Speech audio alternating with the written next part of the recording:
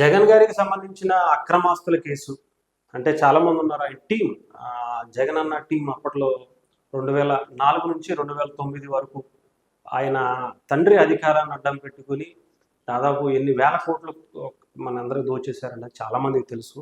ఒక్కసారిగా 5 ఏళ్లలో అపర కుబేరుడు, ఇండియాలోనే రిచెస్ట్ మ్యాన్, ముఖ్యంగా ఇప్పుడు ఆంధ్రప్రదేశ్ మొత్తం భారతదేశంలో ఈ రిచెస్ట్ మాజీ సీఎంగా, రిచెస్ట్ ప్రతిపక్ష నాయకుడిగా అన్ని రికార్డులు నెలకొల్పినటువంటి జగన్ అండ్ టీం, జగన్ గారు వంటి వైఎస్ జగన్ గారు వంటి అప్పట్లో వాన్పిక్ కేసులో నిమ్మగడ్డ ప్రసాద్ పిటిషన్ను కొట్టివేశారు.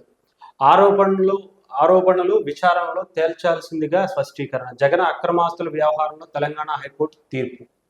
జగన్ అక్రమాస్తుల వ్యవహారంలో సిబిఐ నమోదు చేసిన వాన్పిక్ కేసును కొట్టివేయాలంటూ 3వ నిందితుడు A3గా ఉన్నటువంటి నిందితుడు నిమ్మగడ్డ ప్రసాద్ దాఖలు చేసినటువంటి పిటిషన్ సోమవారం హైకోర్టు కొట్టివేసింది. ఈ కేసు నుంచి తప్పించాలని కోరుతూ సిబిఐ కోర్టులో ఆయన డిశ్చార్జ్ పిటిషన్ను దాఖలు చేసుకోవడానికి అనుమతించింది.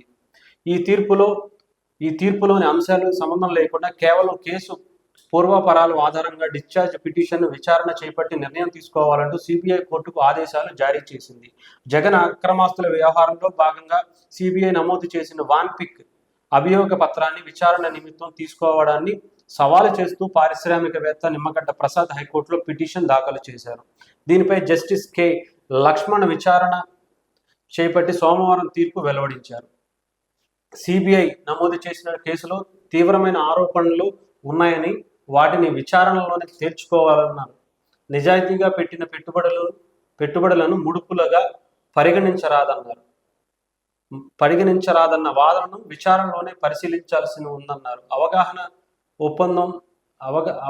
ఒప్పందం జరిగిన సమయంలో పిటిషనర్ ఉన్నారని సిబిఐ అభియోగ పత్రంలో ఆరోపించారని, దీనికి సంబంధించిన క్విడ్ ప్రోకోలో ఆయన పాత్ర విచారణపై తేల్చాల్సి ఉందని న్యాయమూర్తి పేర్కొన్నారు. అవగాహన ఒప్పందం ప్రకారం వాన్పిక్ ప్రాజెక్టు కేటాయింపు జరిగిందని, రాయితీ ఒప్పందం ప్రకారం తన కంపెనీకి భూ కేటాయింపులు జరిగిందన్నది నిమ్మగడ్డ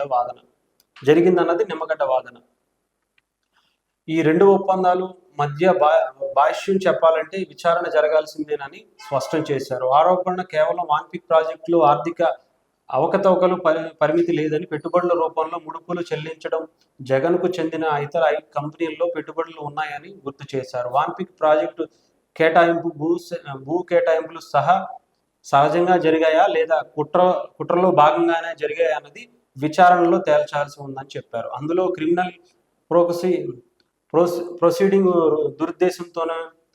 దురుద్దేశపూరితమైనదేనని వాదనలో అంగీకరించలేమని చెప్పి జస్టిస్ కె లక్ష్మణ్ గారు అయితే చెప్పారు. అంటే కుట్రపూరితంగా ఉందా లేదా అనేది విచారణ చేసుకోవాలి. మీరు అవసరమైతే సిబిఐ కేసుకు మీరు మళ్ళీ వెళ్ళి అక్కడ మీరు మళ్ళీ డెసిషన్ తీసుకోవాల్సి ఉంటుందని చెప్పి అయితే తెలంగాణ హైకోర్టు అయితే స్పష్టం చేసింది. ముఖ్యంగా ఇలాంటివి చాలా ఉన్నాయి అన్నమాట. జగన్ గారికి సంబంధించి అక్రమాస్తుల కేసులో బలైపోయినటువంటి వ్యక్తులు, లేదంటే లాభపడినటువంటి వ్యక్తులు, ఐఏఎస్లు అయితే బలైపోయారు అనుకోవాలి, లేదంటే ఎంత లాభపడ్డారనేది మనకైతే తెలియదు. కానీ నిమ్మగడ్డ ప్రసాద్ గారు లాంటి వ్యక్తులు అయితే మాత్రం చాలామంది ఇలాంటి జగన్ గారికి అక్రమంగా కట్టబెట్టిన వాళ్ళు ఆయన అనుచరులుగా ఉన్నటువంటి A1, A2, A3లో ఈయన కూడా ఒకరు. సో ఈ కేసు మరి ఏమవుతుంది? ప్రస్తుతానికైతే ఆ కేసును కొట్టేయాల్సిందిగా హైకోర్టుకి వెళ్తే హైకోర్టు కూడా ఆ పిటిషన్నే కొట్టేసింది. మీరు మళ్ళీ హైకోర్టులోనే తేల్చుకోండి అని చెప్పి పంపించేసినట్టుగా అయితే తెలుస్తుంది.